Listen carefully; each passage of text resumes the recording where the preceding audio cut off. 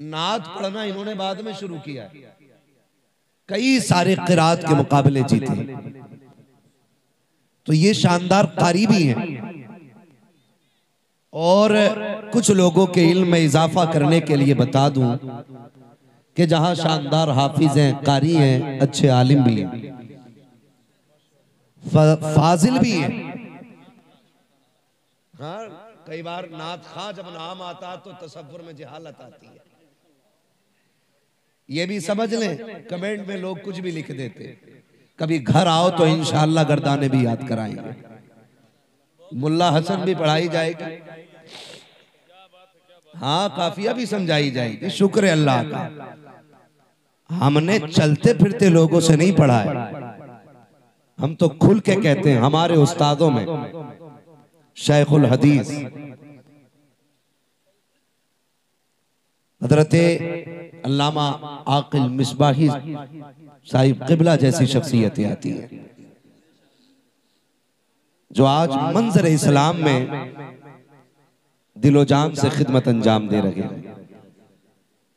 मजाक बात नहीं है, बुखारी शरीफ की शरह लिख रहे हैं। कई जिल्दें मंजर आम पर आ चुकी हैं और अभी काम जारी है।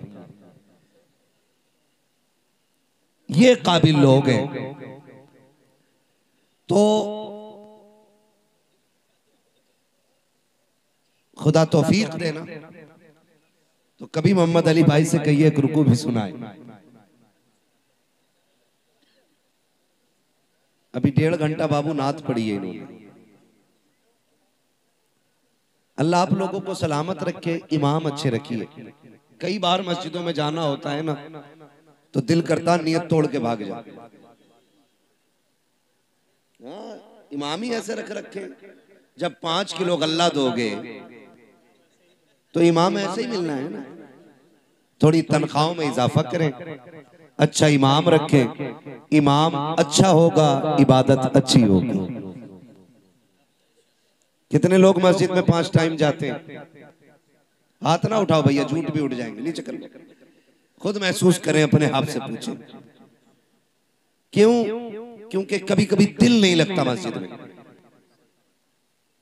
उसकी एक वजह यह भी है कि अच्छे कुरान पढ़ने वाले लोग नहीं, काबिल लोग रखिए। और हम तो ये सोचते हैं अगर एक दिन इमाम साहब घर चले जावे ना, तो मुक्तदियों में झगड़ा हो जा, मुसल्ले पे मुझे आना। दुख चल गए कि मुझसे पहले तू कैसे इमाम साहब के पीछे मैं खड़ा होता हूँ। कभी कह रहे आजान मैं पढ़ता हूँ, नमाज भी मैं ही पढ़ाऊंगा। मुसल्ला इतना हल्का ना समझिएगा, हम सारे ही आला हजरत वाले लोग हैं। किसी ने आला हजरत से पूछा आपको कितना इल्म है? इल्म कितना है? आज तक तहकीक चल रही है, एक एक शेर की तशरीह हो रही है, लेकिन शेर की तशरीह मुकम्मल नहीं हो रही है। सैकड़ों साल बीत गए, लेकिन आला हजरत अभी समझ में नहीं आ रहे। तो वो क्या कहते हैं? उन्होंने कहा कि बस इतना इल्म है कि मैं अपनी नमाज सही पढ़ लेता हूं। अब सोचिए कितने इल्म की जरूरत है नमाज के दुरुस्त होने के लिए। कितने इल्म की जरूरत है नमाज के दुरुस्त होने के लिए। आला हज़रत जैसा आलिम कह रहा है कि बस इतना इल्म है कि अब अपनी नमाज दुरुस्त कर लेता हूं। यहाँ तो एक आए टोपी ओढ़ के, दाढ़ी भी पूरी थी, उनसे कहा नमाज पढ़ा तो कह रहे होले वाली पढ़ा लेता मैं। जोर से वाली नहीं पढ़ा पाता, होले वाली, धीरे वाली का, धीरे वाली क्या तेज वाली क्यों नहीं, इसमें भूल जाता हूं। तो ये कंडीशंस हमारी हैं। ये जो हमारे जलसे होते हैं ना, इन जलसों का मकसद क्या? इन जलसों का मकसद सिर्फ इतना होता है ताकि हम इन जलसों में आके ये सीखें कि हम दुनिया में आए क्यों, हमारे दुनिया में आने का मतलब क्या था। आए, इमारतें बनाई, बिल्डिंगें बनाई, प्लॉट खरीदे, चले गए। क्या ये मकसद था? क्या ये हद है? क्या इसीलिए हम आए हैं? नहीं, आला हजरत ने बात साफ कर दी। जमीनो जमा तुम्हारे लिए, मकीनो मकान तुम्हारे लिए, चुनीनो चुना तुम्हारे लिए, बने दो जहां तुम्हारे लिए, दहन में ज़बां तुम्हारे लिए, बदन में है जान, बदन में है जान, बदन में है जान, बदन में है जान। कुछ लोग अभी सर्दी में ठिठुर के बैठे, बोलना नहीं चाह रहे, बोलेंगे तो गरमाई आएगी। देखा ना, मुझे साइंस आती है, कितनी अंदर की बात बताई। बोलेंगे तो गरमाई आएगी। दहन में ज़बा, बदन में है जान, हम आए यहाँ उठे भी वहां। जो नहीं बोल रहे वो उठ जाएं, जो खड़े उन्हें बैठने का मौका मिल जाए। हाँ, कभी कभी ऐसा होता है, उन्हीं को जाम मिलता है जिन्हें पीना नहीं आता है ना। अगर किस्मत से कुछ सुस्त लोग आगे बैठ गए तो वो उठ के उधर चले जाएं, जो मजबूत लोग हैं वो थोड़े से आगे आ जाएं। हम आए यहाँ उठे भी वहां, सबा वो चले कि बाग फले, वो फूल खिले कि दिन हो भले, लिवा के तले सना में खुले, रजा की ज़बां, रजा की ज़बां तुम्हारे लिए। अब इतना तो समझ में आ गया हम आए क्यों हैं। एक सवाल आपसे कर लूं, बर्दाश्त करेंगे?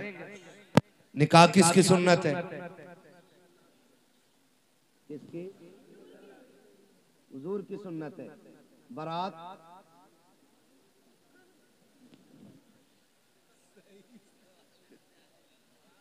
नहीं। और ये बेटी के घर जाके जो ठलुए रोटी तोड़ते हैं, ये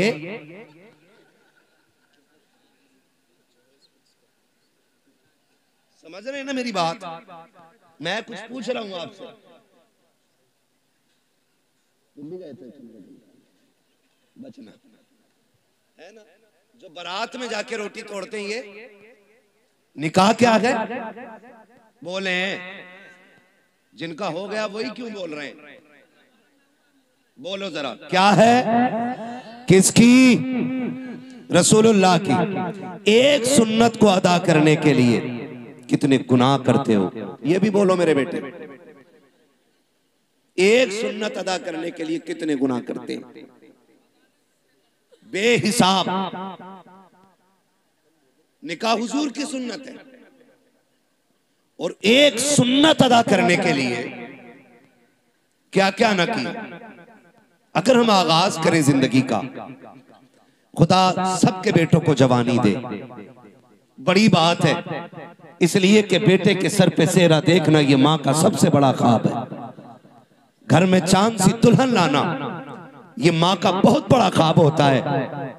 जब बेटा बाप के कंधे के बराबर खड़ा होता है ना, तो बाप का सीना फख्र से ऊंचा होता है, झुकता नहीं है। बाप का सीना फख्र से ऊंचा होता है। अल्लाह ने मेरे बेटे को जवानी दी है। जब खुदा जवानी दे ना, तो फिर खुदा को ना भूलना। क्या करना है? खुदा को नहीं भूलना है, यही असल है। बेटा जवान हुआ, अम्मा ने क्या कहा? जैसी बेटे जवानी की दहलीज पे कदम रखते हैं, माँ कहती है चांद सी दुल्हन लानी है। मैं समझता हूं हर माँ की कहानी ये होगी, क्योंकि हर माँ अपने लाल से बेपनाह प्यार करती है। मैं कहूं कि मोहम्मद रजा भाई की माँ प्यार करती है, सिर्फ ये गलत होगा। मेरी माँ प्यार करती है, सिर्फ ये भी गलत होगा। आपकी माँ प्यार करती है, सिर्फ ये गलत होगा। हर माँ का एक ख्वाब होता है, मेरा लाल जवान हो, सेहरा पहने, दुल्हन चांद सी मैं ढूंढ के लाऊं। मुझे तो हैरत होती है ना, जब बहुएं आके शिकायत करती, मौलवी साहब कोई तावीज होगा जिससे मेरी बहू का लड़ना खत्म हो जाए। तो मैं कुछ देर सोचता हूँ कि इसे ये हो क्या गया है, शिकायत कौन सी लेके आई है, पूछो बात क्या हो गई। तो एक सीधी बात कहती है, पता नहीं मेरी सास को जलन होती है मुझसे। ये एक एक बेटा मेरी बात कान खोल के सुन ले, और याद रखिएगा, अगर एक रात के जलसे से जन्नत मिलती ना, तो हुसैन 72 गर्दनें नहीं कटवाते करबला में। ये भी कान खोल के सुन लीजिए। अगर जन्नत इतनी सस्ती होती ना, तो फिर करबला में हुसैन ने 71 लाशें नहीं उठाई होती। महंगी है जन्नत, उसे बचा के रखना जरूरी है, बचा के रखना जरूरी है। जब आके ये शिकायत की जाती है ना कि मेरी सास मुझसे जलती है, मेरा एक सवाल हर बहू से है, तुझे पता है तुझे कितनी हसरतों से लाई है? जब बेटा 12 साल से ऊपर चढ़ा था ना, तभी से उसने दुल्हन के तस्करे शुरू कर दिए थे।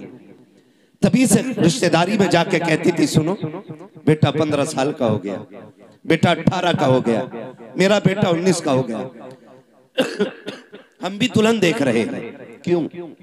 ताकि किसी अच्छी दुल्हन का पता मिल जाए, अच्छी दुल्हन का पता मिल जाए।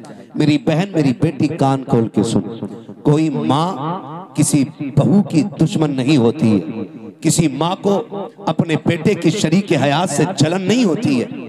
आप अगर ये पूछें फिर ये झगड़े कैसे, एक सीधी सी बात है, याद रखिएगा ये सबक जाके बहन बेटी को पढ़ाना। कहना, सुनो, माँ हर बहू के अंदर एक अच्छी माँ देखना चाहती है। माँ हर बहू के अंदर एक अच्छी माँ देखना चाहती है। वो ये चाहती है कि जितनी फिक्र मैंने अपनी बेटी की है, उतनी ही फिक्र, जाने दीजिए, उतनी ही फिक्र मेरे बहू को होनी चाहिए, उतनी ही फिक्र। मैं खुद समझता हूं मेरी तकरीर जितनी अहम थी उसी वक्त मुझे मौका दिया गया। मुझे खुद भी पता है, मुझे इस वक्त मौका देने का मतलब ये है कि तकरीर इतनी जरूरी नहीं है। बस ये है जो लोग बाहर से आए, मुझे पता, मैं उनके लिए बोल रहा हूं। अल्लाह आपको सलामत रखे। जरा कह दें या रसूल अल्लाह। मैं किसी को डांटूंगा नहीं, मर्जी है जिसे उठ के जाना चाहे चला जाए। मेरा उसूल है, महबूब की महफिल को महबूब सजाते हैं, आते हैं वही जिनको सरकार बुलाते हैं। तो एक बहू के अंदर माँ, एक अच्छी माँ देखना चाहती है। तो ये जो शिकायतें चल रही है ना छोटी छोटी, कहीं ना कहीं हमने इनमें कमियां की, कहीं ना कहीं हमने इसमें गलत किया। जब हम आए हुजूर के लिए थे तो जिंदगी किसके लिए जी रहे? आज के हालात आप देखें, हमारी कंडीशन क्या है। हम सारे दुश्मनों के निशाने पे बैठे हुए हैं। आज सारी इस्लाम दुश्मन ताकतें मुत्तहिद हो गई और सबका एक ही मिशन है, मुसलमानों को मिटाया जाए, इस्लाम खत्म किया जाए। मैं कसम खा के कह सकता हूं, सुबह कयामत तक न मुसलमान मिट सकता है और ना ही इस्लाम मिट सकता है। इसलिए कि इस इस्लाम की बुनियाद इस उम्मत को मेरे नबी ने बनाया है और इस दीन की हिफाजत मेरा खुदा कर रहा है। फानूस बन के जिसकी हिफाजत हवा करे, वो शम्मा क्या बुझे जिसे रोशन खुदा करे। तो ये दीन मिट नहीं सकता है, लेकिन आपको होशियार होने की जरूरत है, आपको होश में आने की जरूरत है, आपको होश के नाखून लेने की जरूरत है। कितनी तेजी के साथ बेटियां मुर्तद हो रही।